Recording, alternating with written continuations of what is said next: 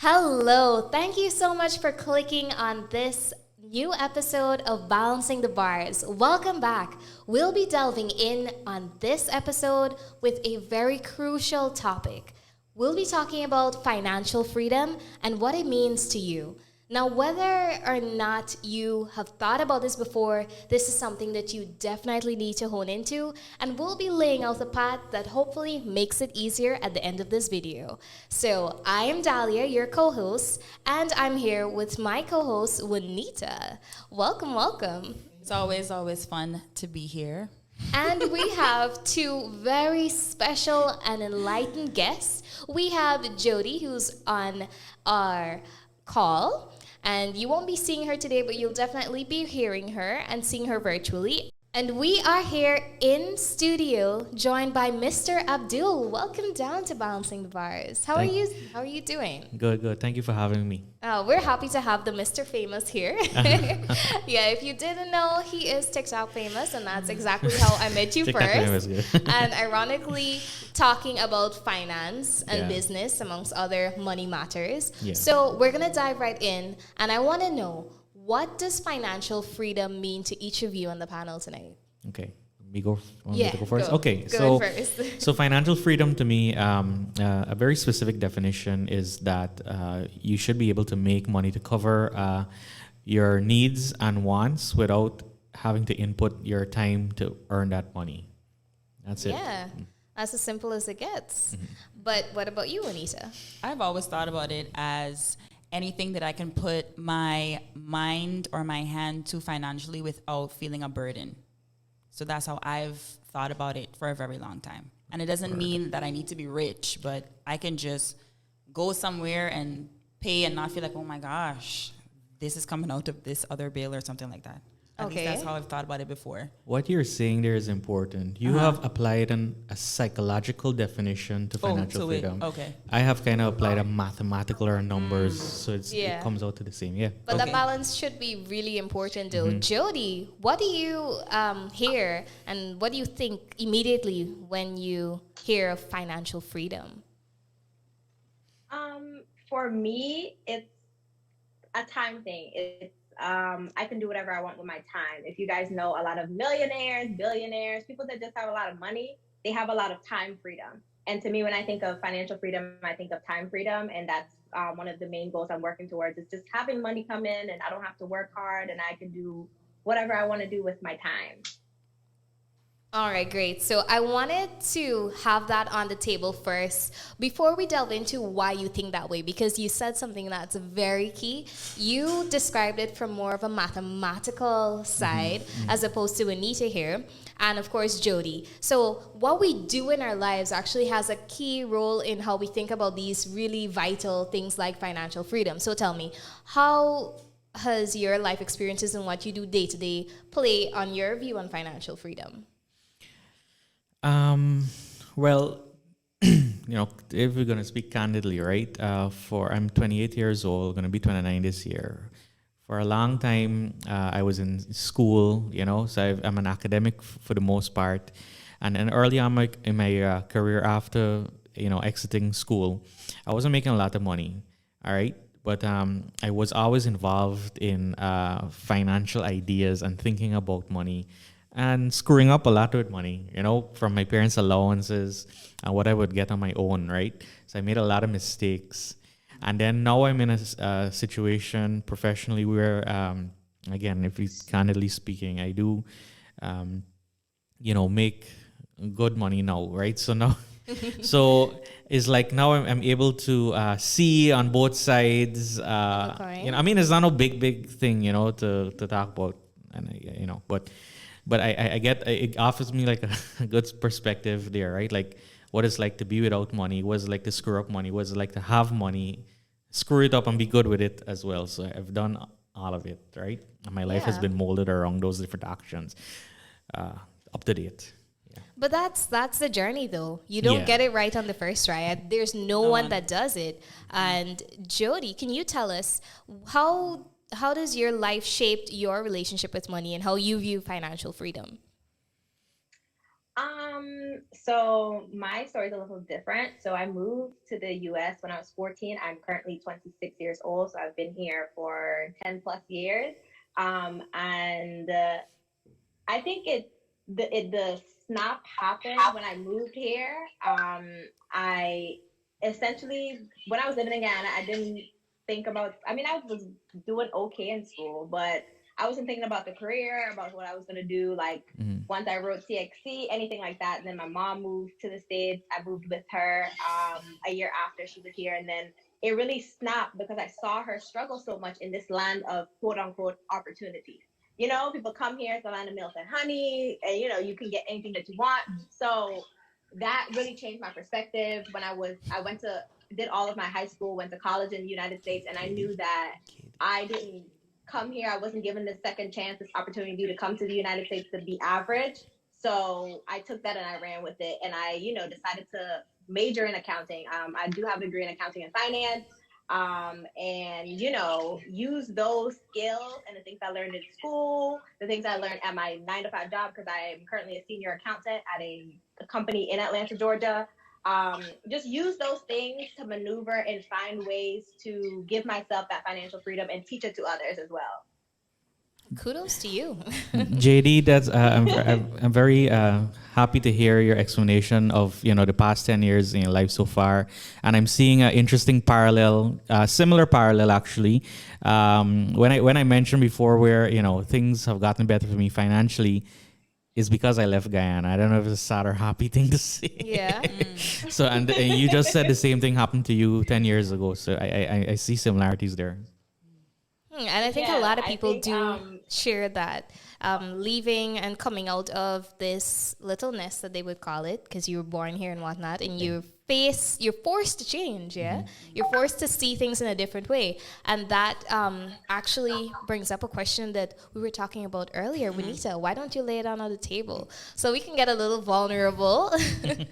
Well, one of the things we were talking about before was one of your financial mistakes. And I feel like listening to everybody, definitely talking about migrating and, have an opportunity to be better.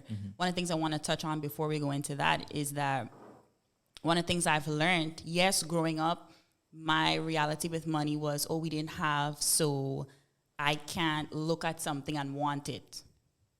Psychologically, it makes you feel like you're not worthy of that thing, especially when you're a kid. Wants and needs are kind of the same. So you grow up feeling and thinking that way. Coming into my adulthood, for me, now I look at money connecting to your gift or something that you're talented in. I'm fortunate enough to have moved and have had an easy flow and a different perspective with career and money. I don't see money as this big prize as me working hard. This is just this other extension. It's a resource. It is supposed to be there for me to do what I need to do. It's basically a resource for me to be more of who I am already. That's all. And that's all in my opinion. And so it's connected to what I am good at. And you can be good at many things. We talked about millionaires. They're good at a lot of things, and they've created financial freedom around what they're good at. So they're not working hard and all this extra stuff. They're just basically mastering what they're good at, and more resources are there to be more of themselves. So that's how I viewed it now. Going on to worst financial mistake, just thinking that money is something that's impossible to have. I feel like that's where my mistake started out first. Because I felt like, only a certain type of people can have certain things. But if I really look at it and I really do my part, I can have those things too. I'm not limited to having a big house. I mean, if you want a big house, have a big house. But do you want it because you want to do other stuff? Or you really want it for your personal, everybody wants things, but the real reason is not always clear. That's what I'm trying to say. But so one of my major financial mistakes starting out is looking at money as a bad thing and looking at it as it's impossible to have. I think a lot of people could share or relate with me in that way. Kind of separating yourself from this big, money, enough money kind of thing, because that's how we are as children. It's true. I think that a lot of us, especially in a third world country, could relate to that, especially if you're coming from definitely not the upper echelon. You see money as this, when I'm old and gray, I can probably have what these people in the movies they have. And I believe that my biggest mistake when it comes to my relationship with money and my worst financial decision stemmed from how I view financial freedom. And my view of it was someone else's view of it, that I had to wait until I was big and old to be in a position of comfort and to do things that were soothing to my soul.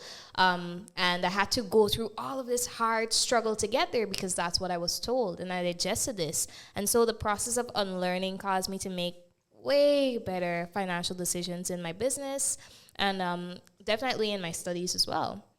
Yeah, but Jhadee, let's hear from you. What was the biggest spill that you made, that you cleaned up and learned from when it comes to finance?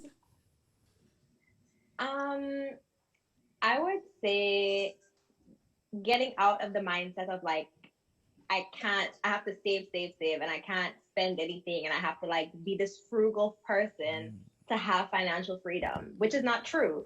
That was one of my biggest things when I started out this whole journey and, trying to figure out like money and all that stuff. I've always removed my emotions from money. I always knew it was one of those things, especially in the field that I was in before my current job is like, it's a rough and tough corporate America kind of thing. You got to take the punches, all that stuff. So I have already removed those emotions, but it was just being frugal about things and, keeping everything for me and holding on tight and only paying bills, never really like, doing anything for myself. And if I want some shoes, no, I can't get it because I'm going to, miss out on this and I won't have enough in my savings for an emergency when I had more than enough in my savings for an emergency.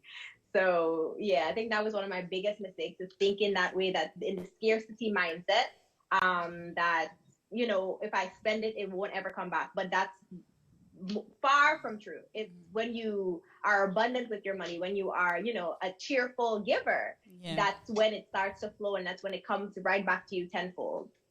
Law of attraction, baby. I love it. Yeah. Mr. Abdul, let's hear from you. All right, so I'm hearing a lot of a common thread in the three of you, right? Perspective about money. All right, like we were discussing before we started taping, like X amount of dollars means different things to different people, right? And what Jhadee was mentioning about, financial security. You can get the things you want, all right, without necessarily having the money, right? By credit and leverage and so forth, and paying it back if you have that inflow there. But then there's this other aspect of, well, you just maybe sometimes you don't want to get in debt and spend and so, all right. But anyways, overall, with regards to perspective, all right, many people have different ways of making or stretching a dollar, right? I heard Dave Chappelle once famously, was it Dave or Chris Rock? I don't know, but one of those guys said, if Bill Gates woke up with Oprah's money, he'd kill himself. Right? So yeah, because it's a step down for him. Yeah. Right. So yeah, perspective. Right. Good. With regards to my worst financial mistake, my worst financial mistake is currently my vehicle in Grenada that I drive. That has only when you're there? That has me upside down because like every month I spend foolishly on it. Then the next thing is like I bought a $200,000 cell phone a few years ago, a Samsung Note 8, because it has a big screen, and I was studying. My study material was like mostly video based, and I said, okay, I'm gonna use this phone and look at videos on the road. I never did anything with that. Sold the phone for $130,000, took a $70,000 loss. All right. That's not a big financial mistake. Listen, for him, girl. For him, it could be. And well, I'm upside down on my car. So okay.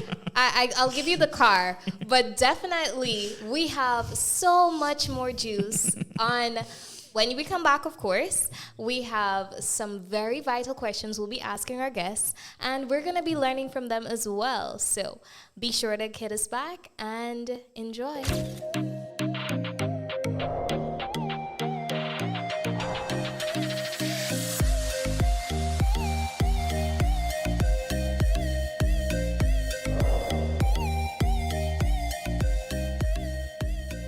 And we are back. We are diving into what financial freedom truly means for you. And by now, I hope that you're sitting down thinking, because we're going to dive into some practical examples on how to get there. Because I'm pretty sure at this point, I'm speaking for myself too, we're all kind of extremely tired of all of the, you can do this too. And the quick tricks. And Jhadee's laughing there. She knows what I'm talking about. And it seems very vague and not for an 18-year-old just coming out of Cape and really wondering, what the heck am I going to do here? How do I really earn money and make it work for me so that I don't spend the next 20 years of my life probably working for someone else? So, Mr. Abdul, what are some steps that you've been taking to gain financial freedom in this lifetime? Okay. So, first of all, there are many routes to financial freedom anybody can take, right? Some people, I know financial freedom and this thing about, and to incorporate what you guys said, right? If you want to work and you feel free working, do that. All right? Especially if you feel you command a high salary. Some people, in their 20s right now are easily making 10, 12, 15,000 US take home month. That's fine. If you want to do that, that's okay. Some people don't want to input that time and get it done, right? So if you want to go that route, all right, and even if it's a low salary as well, right? I don't want to disenfranchise anybody, whoever feels happy doing whatever. But if you don't want to input your time, there many ways to skin a cat, basically. Some are more realistic, some are less realistic. For example, I was calculating the other day, if I wanted to make $1 million a month from this guy in the stock market, I would have to have $72 million invested in Demer tobacco. I ain't got that. I ain't got that on me. Right now. So that route, if you got to do that, some people do, some people want to build a house, build it upstairs, keep the downstairs separate, rent it out, if you want to do that. All right. And then of course is the business route. All right.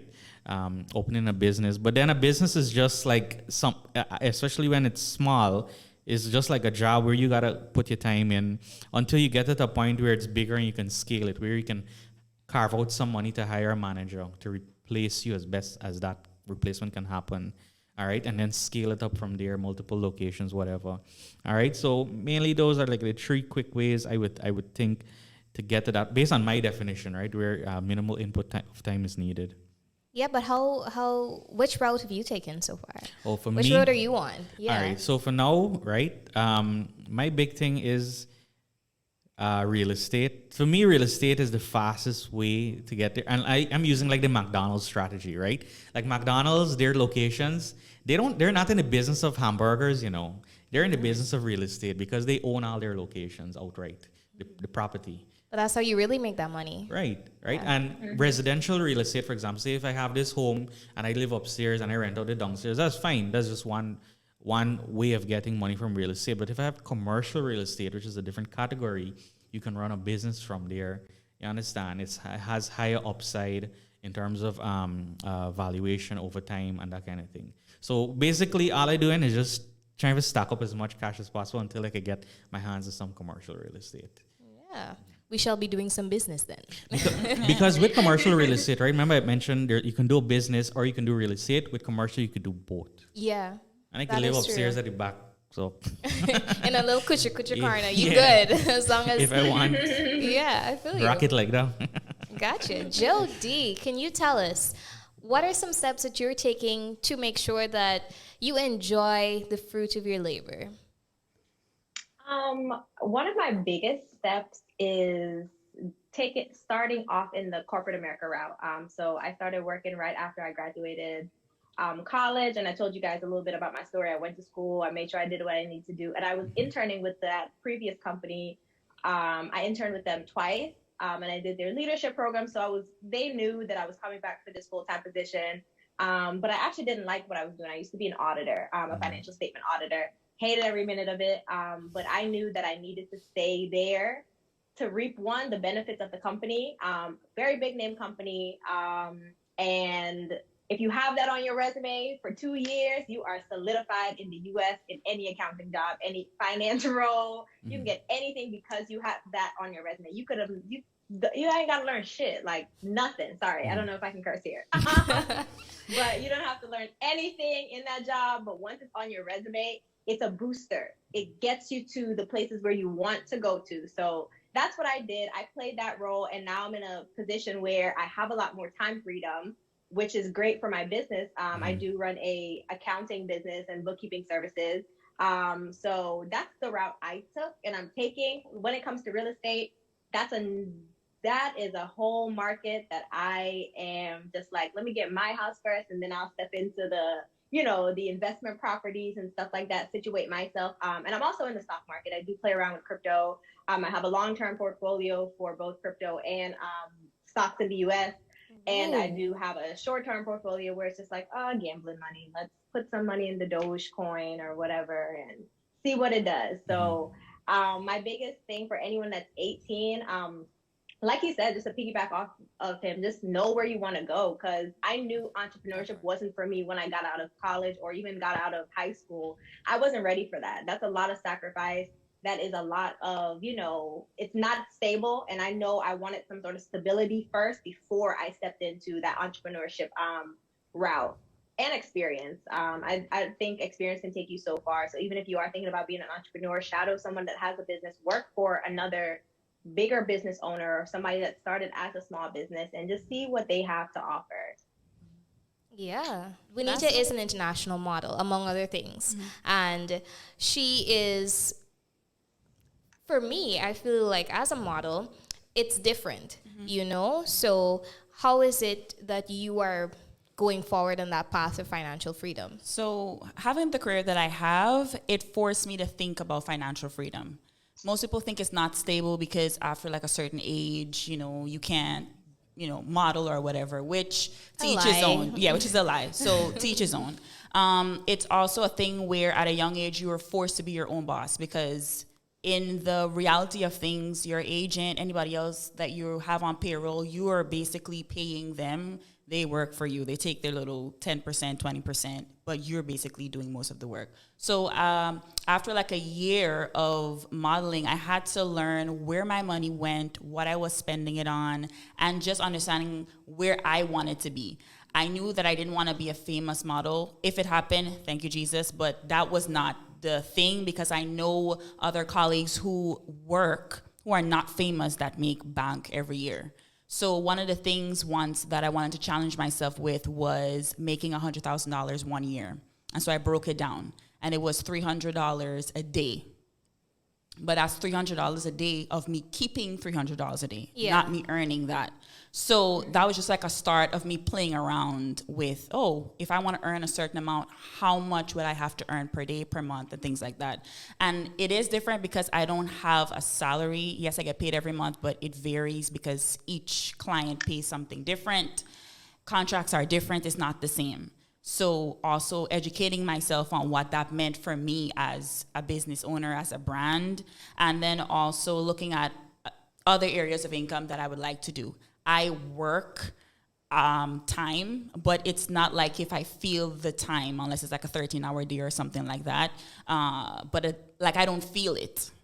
That's a psychological thing you were talking about. As somebody who's sitting at a desk having to punch in, I don't have to do that. I have to be on set for a certain time, leave, and everything else is there. But of course I have to keep that energy, keep whatever I'm doing for that client to be rehired again. Yeah, that consistency. Exactly. So another thing that I did to help with financial freedom is to read. I'm a big reader. I feel like knowledge is always there, anywhere. And just talking to people, I'm not afraid to ask questions, even if I think it's a dumb question I want to ask, because I want to be where you are or better. And so I started reading things on finance, and then just kind of having a different relationship with money. Instead of feeling like I'm paying a bill and rolling my eyes, I just thank the money. Like I read somewhere where in this other culture, when they pay for something, they thank the money for doing it because that's the resource. It's not like they're praising it or anything like that, but you're being grateful. So another thing that I started doing, and this is just like self-work, is just being grateful for where you are. Like just understanding the place that where you're at. I know everybody wants to get to another place and be in a place that is nicer and better.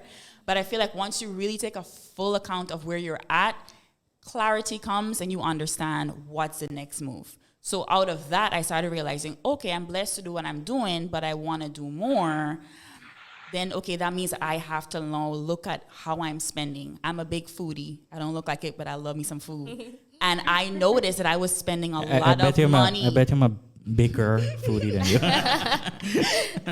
I was spending a lot of money on just food. And I was just like, this is going crazy now. Like over $500 on food. Mm-hmm. It's not going anywhere, but the money, it's coming out of my account. So I was like, okay, fine.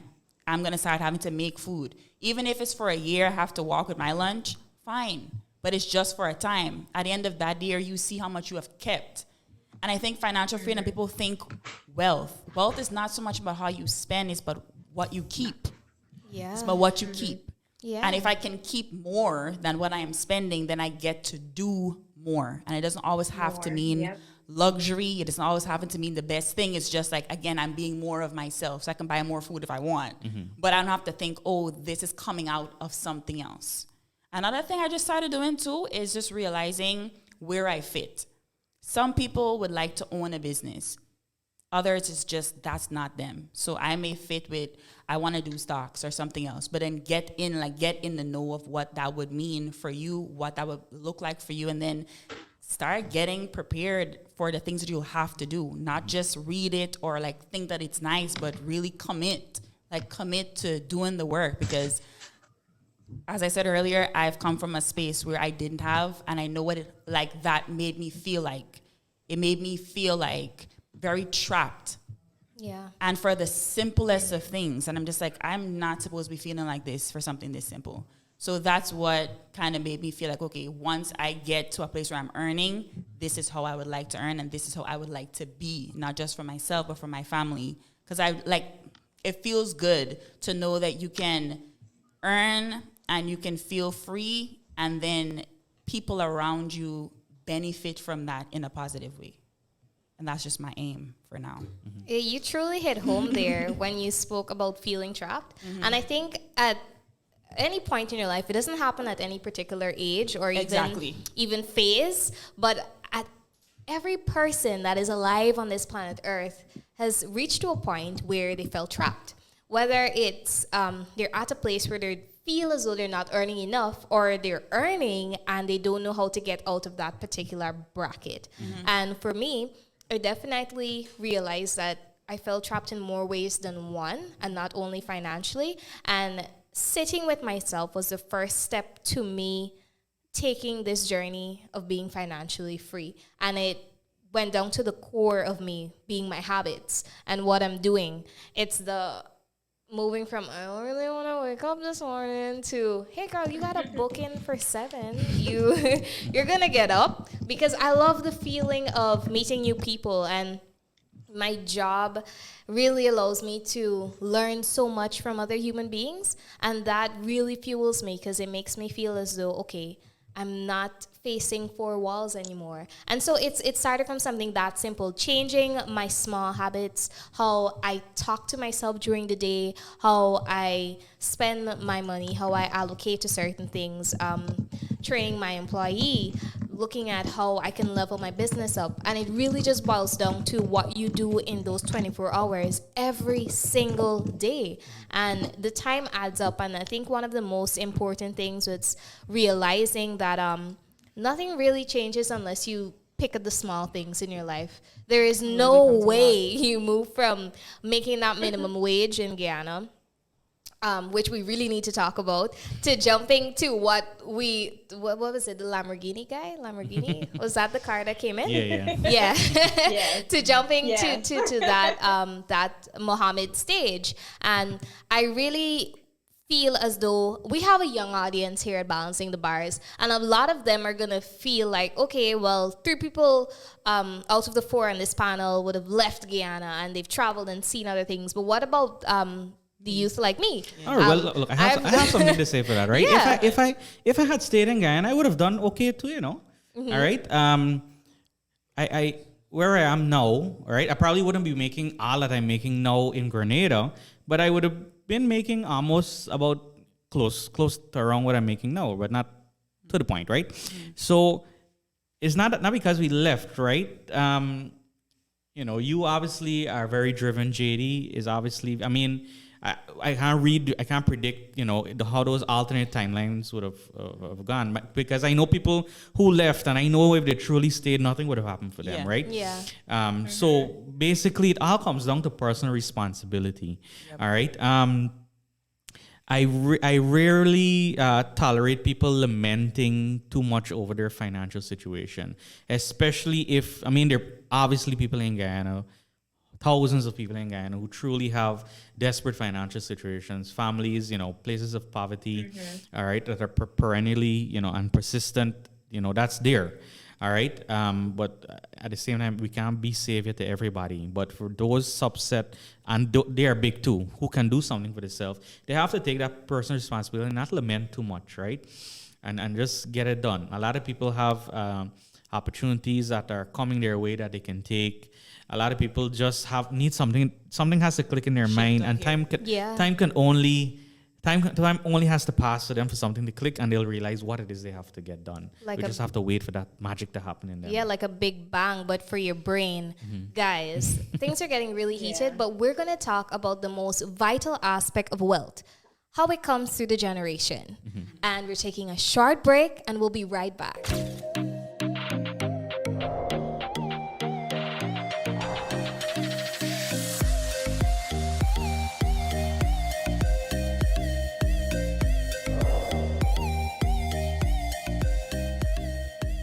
Thank you for sticking with us. So, if you are from the Caribbean, you're probably familiar with this saying, I went through the struggle, so you gotta go through it too.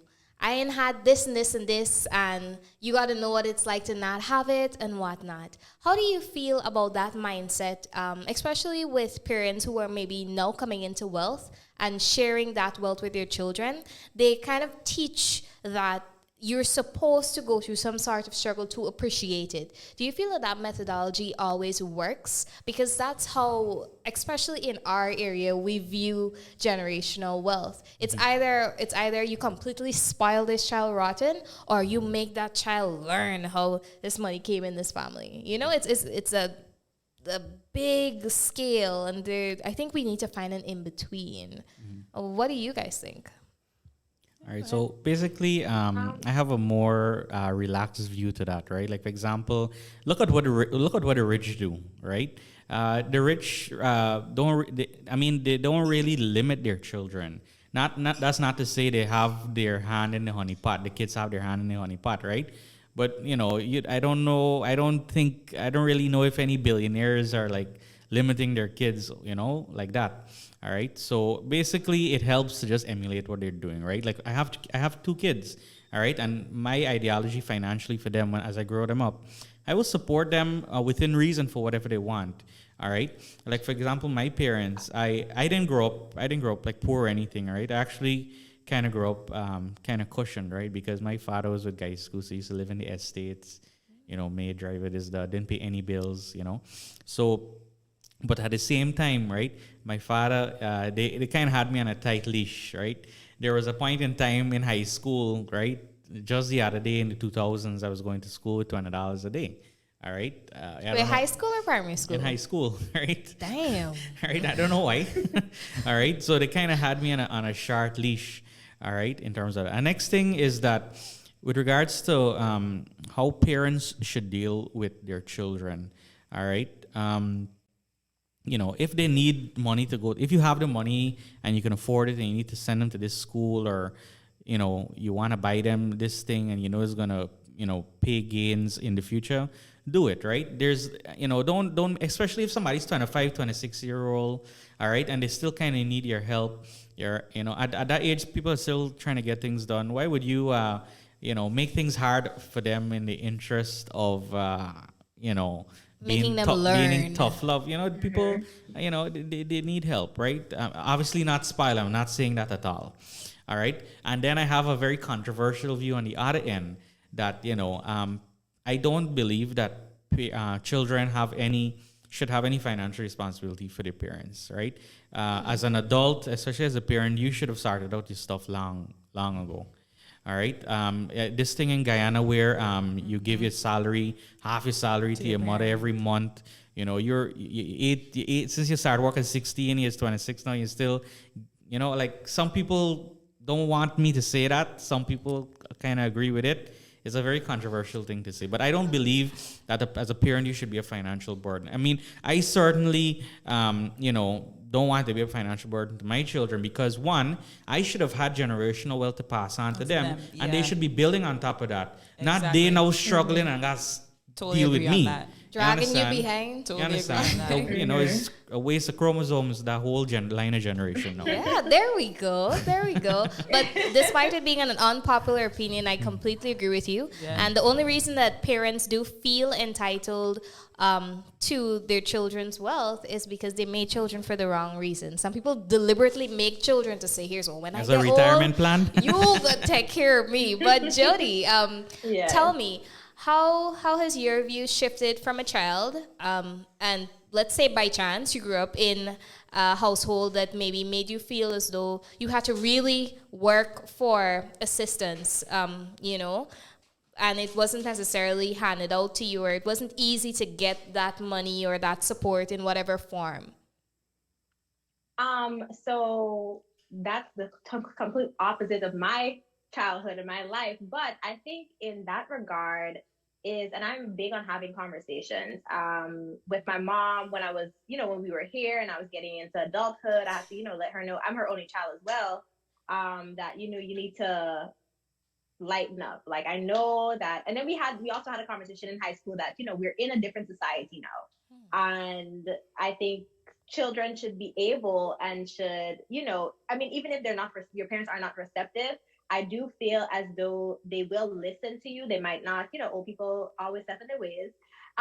They might not listen to you, but it still shows them like, hey, you know, I am raising a responsible adult. I am raising somebody responsible. I'm instilling these values, and they can see that. They might not say that to you from the first, you know, after the initial conversation, but over time, you'll see a change in the parents. You'll see a change in the, you know, your guardians, your grandparents, whoever it is that you're in that house with, that family. I'm very big on that, on having conversations around money, around like just finances in general. And if you want to build generational wealth, someone has to start that conversation. Even if you feel like you're falling on deaf ears, you have to have those conversations with your family, because we have to bring each other up. I never had to have the financial conversation with my mom and my stepdad because they did things in a way where it was it's very non-traditional for them as Guyanese parents, who he raised 2 kids and me, and she raised 1 child. That they do the things that they do. I live on my own, but my mother still pays my phone bill. You know, not embarrassed about it. And she still pays my car insurance because it's cheaper to be on car insurance with her. So you know, my parents know that yes, I'm an adult. I have a good paying job. I'm independent, but at the end of the day, they're still my parents. You know, they don't expect me at any point in life. I don't feel to be the one to help them. They're seeing that I can be the one to help them, if that makes any sense. Like, It makes you know, perfect so sense. I think it's definitely a conversation to be had. I think everyone today, if you haven't had the conversation with your family, just have the conversation about generational wealth and what are we doing, and that, you know, this because I struggle, you struggle thing doesn't work. It doesn't build wealth. It doesn't make us, you know, the next Gates or the next I don't think he has kids, but Bezos. Like, it doesn't make us those people, because, and I hate to say this person, but it doesn't make us the next Trumps, because they helped each other out. They had those conversations. And you know, that's why they have the wealth that they have, and their children have the wealth, and they could carry these legacies on, because they realize, if I struggle and you struggle, then I put that mentality into you, and you take it to your children. It's going to be harder for our family name to have some sort of, like, you know, longevity, and have some sort of, like, what the kids like to call it, clout behind it.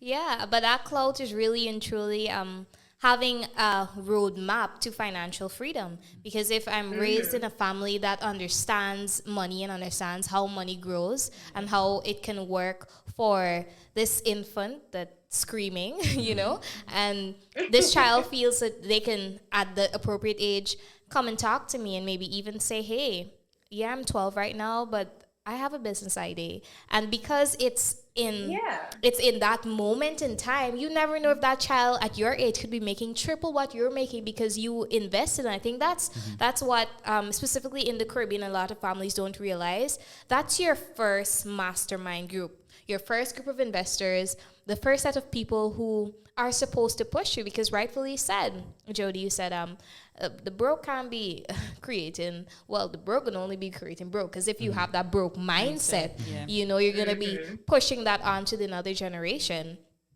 And I feel like an alien when I'm listening to you guys talk about your parents because I never had that. I've been working since I was 12.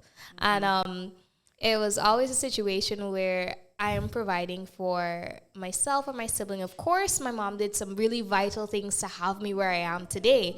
But it was never a relationship where we ever talked about money or talked about how we can be free of a paycheck to paycheck. I basically realized that I didn't want to live the lives that my parents led, and I needed to shift things up. And similar for my partner, we were always expected to pay for things as the beginning of us making money, and we can relate because we both started working at the same age, and you're always expected to pay for things. I don't even live at home and I pay bills at home still. So how has your experience been with your family and money? I think it's a bit of both worlds.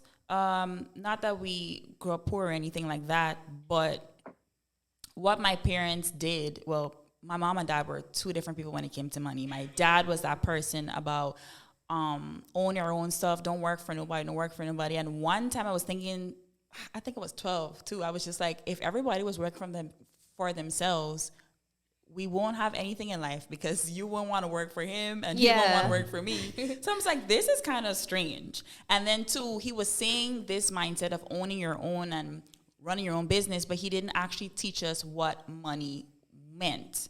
My mom on the other side was different. She taught us about saving, but she also taught us what it means to hold on to money and not hold on to it tight, but knowing, okay, how to like stretch this and this costs this and things like that. I mean, I live with my family of 5, each of my siblings. I'm really proud of them that they also work for themselves in fields that they love. And we all live under the same roof. My parents are just like, we're not in a rush to put you out or anything. I thought being independent and being an adult meant that I lived on my own. Living in the US, that's not something that's a reality and that makes sense for certain families, especially when you're moving out at like 17 and 18 with no knowledge about what finances are and how you're gonna actually care for yourself. Because I have lived with my parents, I know how to run a household, I know how to do groceries, I know how to budget. I know how to do that like the back of my hand. So it's a plus for me. And also it's a place where I can practice. If I'm just living on my own, of course, when I travel, it's different. But I love the fact that when I'm living in a whole other part of the world for 6 months, I know what to do. I'm not crossing my fingers and hoping that anything works. I know exactly what's happening. So I'm grateful that my parents actually taught me what it meant for money. And then moving to the US too, you have this thing about credit. No one didn't teach us about that. I had my first credit card, $500, because I was in college, so my mom put me under her little thing. And I have my little $500 credit card, and I'm just swiping through, run it up. Don't ask me how I ran up $500 and got bad credit from $500. Oh my gosh. If somebody's looking at you and you can't manage $500 of somebody else's money, you can't even manage $500 of your own money. Of your own, yeah. So I had to be like, okay, I don't want to be this worst case to my parents. So let me just really like figure out how to do this. Because at one point I really felt bad because my mom was paying it, and it's just like she was getting mad at me. But I did not know what I was doing because no one taught me. So we had to go back and have that conversation of, okay, this is what this is. Now we're good. But those are just like the little things. You can't be upset with your kids about how they're spending money and how they're doing things, and you have not taught them how to do that. Because in most cases, they're learning what they see. Like if they see you spend more money on clothes and not pay the rent and not pay the car stuff, they're going to do that too. So I'm just saying, I'm not a parent, but I am the eldest of a lot of my siblings. Which makes you a quarter parent. Yes, I'm literally second in command. So I've literally had to learn how to do this stuff. And it's really bad when you're not getting it right and you have other people depending on you. That's the part that is heartbreaking. When you don't get it right and you know like the next 2 or the next 5 is like literally suffering because you didn't I got wife get and it kids. right. Yeah. See? Yeah, That's not so the reason why there I'm is not a married pressure. yet. And I feel as though there is a very, very real thing going on with the young people in our country. We know, statistically speaking, the majority of our population is under 30, basically. And a lot of these young people are earning minimum wage, which does not surpass 60,000 for most jobs, especially in the public sector. All right. And how do we try to help this big majority of people that are trying to wiggle out from, okay, I'm working every day, but I want to reach to a point where I'm not working for someone else. And maybe even if I am, I'm not really stifling these other aspects of myself just for the sake of paying this water bill, paying this light bill, paying my rent, and then you're living in that hamster wheel. I have a very, look, the answer for me is very difficult, right? You know out of high school or whatever, or you're now struggling through UG, you're making $60,000 to $70,000 a month. It might not be enough, all right, and you probably can't see a way out of it in the short term. And the reality is that's how it's gonna be, all right. What you have to do is just basically. I like to use a phrase, just tug it out, you know, you have to, because if you keep toiling, right?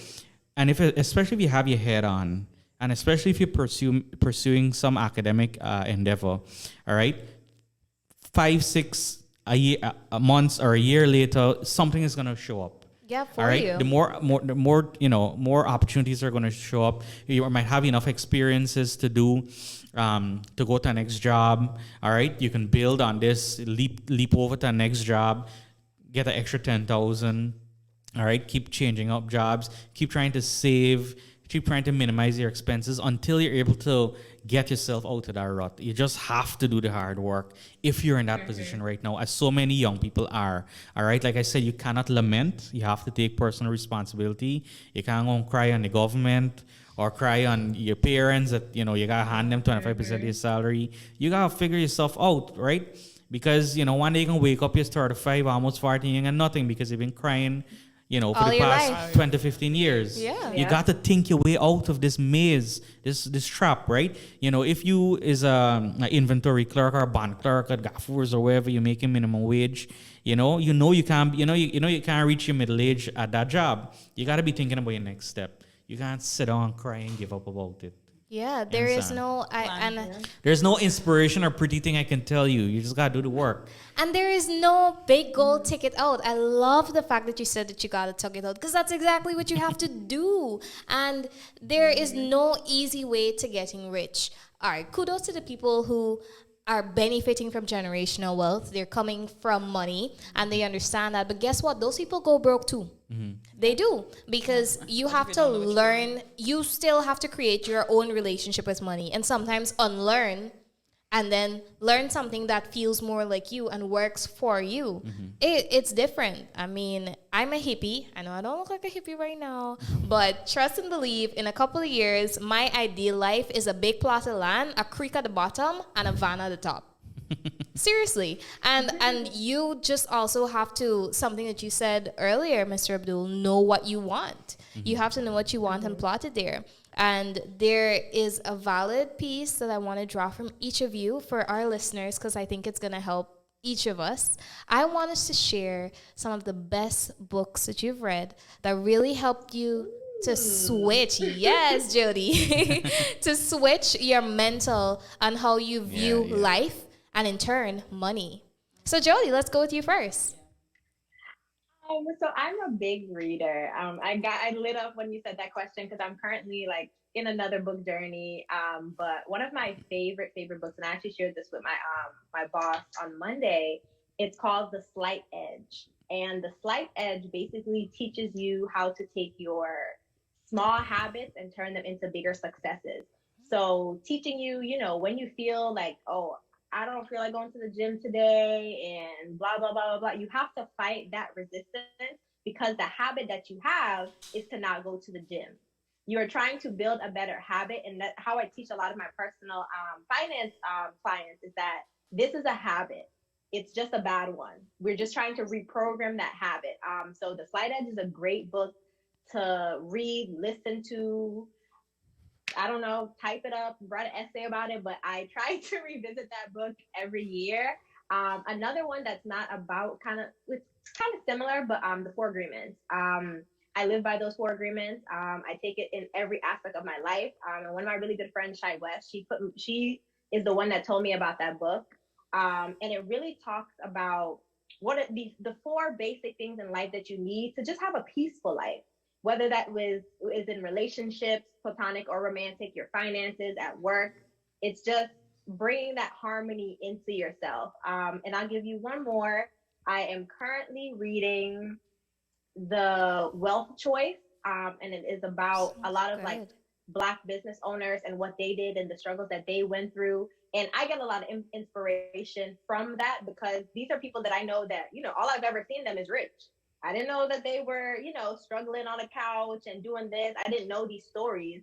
And then they just pinpoint on things that are just like, okay, these are the things that you need to be wealthy and be in these places, and sacrifice, thugging it out is one of them. It's like you have to sacrifice things at one point. It's a short-term thing for these long-term goals and aspirations that you have and these plans, but you have to always make sure that like you're sticking to it. Like it's gonna seem hard at first, but in the long term, I'm 26 now, and at 22, I didn't know I was gonna be here, but I know I was sacrificing a lot of things at 22 to be where I am at 26. So yeah, those are my three, and I'm done. Thank you so much for those select finds. Now, tell us, Mr. Abdul, what's a book that you rather really hit home to you? Well, I don't know, if you guys are gonna be happy with the name. Donald Trump's is an author, right?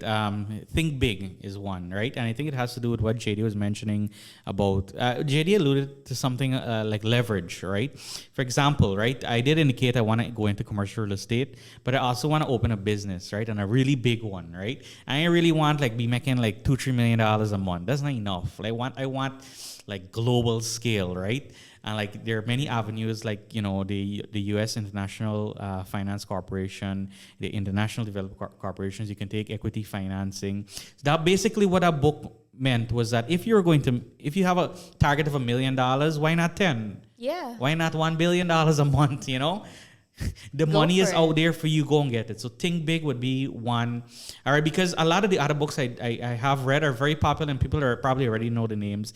And they're probably about the mechanics of personal finance. But when it comes to really making big moves, Think Big by Donald Trump is a good It's one. one on the top shelf for you. Yeah. Thank you for that. I really wish that I remembered the authors, but you can just find the names. Okay. So the first one is The Quantum Leap. That one talks about the same thing about leverage and thinking big. The Power of Now definitely talks about procrastination. I used to be a huge procrastinator, but it definitely teaches you how to get things done in the now, the moment that you think about it. Another one would be The Alchemist. Oh. I think that's a good That's a read really good for book. people who, want to learn about stuff like that. And The Richest Man in Babylon. That Yes. one is read it twice, three times. Yeah. It's so good. I actually So did those read three. it twice. Yeah, me too. Yeah, those are the three. Awesome. And for any beginners, if you're just really now figuring out what you want to do with your money because you're not doing the right thing, two really easy, quick reads are Think and Grow Rich. It's really simple and it's strategic. Like it literally gives you steps on what to do. And I think a lot of people can relate to Rich Dad, Poor Dad just because you have really two big influences in your life and you got to choose which one you're going to go with. Those are really two easy ones and definitely read that book twice. That one is a killer. Do you want me to do back my closing? No, it was so good. Okay.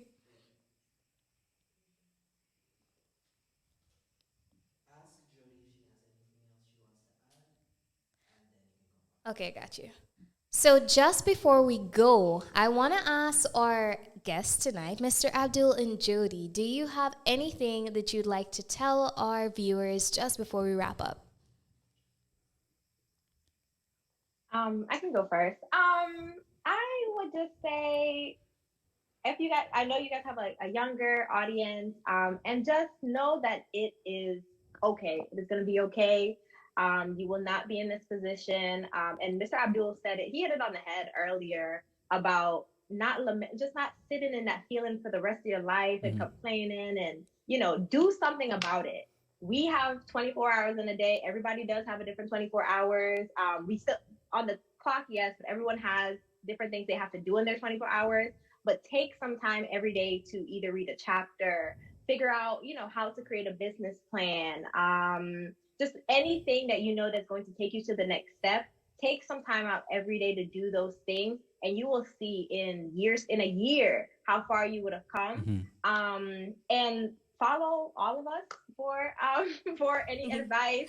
I know personally, I am always open to having these conversations with you. If you need to find me on socials, I don't know if you guys are going to link my socials in the description. We definitely of will. the podcast episode. Yeah, so you can reach out to me on social media. I'm on Facebook. I'm on Instagram. I'm on LinkedIn. I have an email address. I'll give you guys all of that. And just reach out and talk to people that inspire you. That's what I did. People that inspired me, I kept relationships with them. I networked. And they say your network is your net worth. So, and that's true. So network with as many people and connect with as many people, get to know them, let them get to know you as well, and have there be some sort of mutual agreement or mutual relationship when you're networking as well. But just know that it is not the end of the road, that you will get where you're dreaming to be if you are really putting in that work and you are taking those sacrifices and just doing what you need to do. Yeah, it's only the beginning for a lot of us. Mr. Abdul, do you have any advice for our viewers? Yes. Right. So a lot of, again, you're right. You said it, a lot of them are young, right? They're young, they're hungry, they're impatient. All right. They see, especially people who would have had a leg up on them, because of their family situation, being richer than them, buying nicer things than them, traveling and so forth. All right. Don't be impatient and then do something bad. I mean, the goal, if your goal is not to like be rich at 70, right? I get that. All right. But at the same time, be careful and pragmatic about how you plan your financial planning should be something you think about. For me, it's every day. I have an Excel spreadsheet with everything down to the dollar. All right. And a separate thing with all my financial plans, right? Like what I want to do in my next step. So basically, all right, if say for example you have $100,000 now, all right, you're only going to be thinking about what you're going to do with $100,000. Then you'll see a few months later it's $1 million Ghana dollars, and then some more ideas come. The point is, as you get more and more money, the universe just sends stuff into your brain about what you can do. So don't be sad that you have a lack of ideas at this time. As you accumulate more cash, and that's why it's important to save. As you get more money, all right, the ideas will come. All right.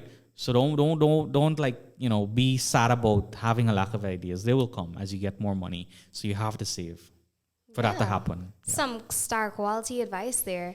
I'm really, really thankful that you guys, both Jhadee and Mr. Abdul, took time out of your schedule to have us pick your brain, and for my beautiful and quite intelligent co-host Juanita, allowing the smooth flow of conversation. It was candid and it was just what we needed. These conversations need to happen way more. And I think our viewers feel the same because we need to find a way out of the rut. And the only way to do that is to ask questions, even if they're silly ones, because you would have fulfilled a part in you that just didn't know before. And viewers, of course, if you have any questions that you like us to ask, of course, bring our guests back on for a part 2 of financial freedom. Comment below this video and let us know. We are so thankful for you. We're a growing family here at Balancing the Bars, and we are excited to delve into more issues that you care about because they're close to our hearts as well. Thank you so much for watching this episode of Balancing the Bars, where balance brings peace.